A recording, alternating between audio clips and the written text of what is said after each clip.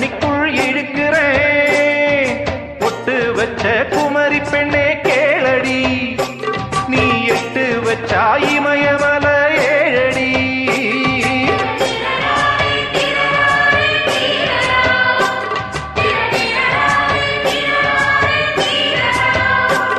ஏய் அழற பொண்ணே கொஞ்சம் சிரிச்சு கூடு, அந்த சிரிப்புக்குள்ள துன்பம் எரிச்சு போடு.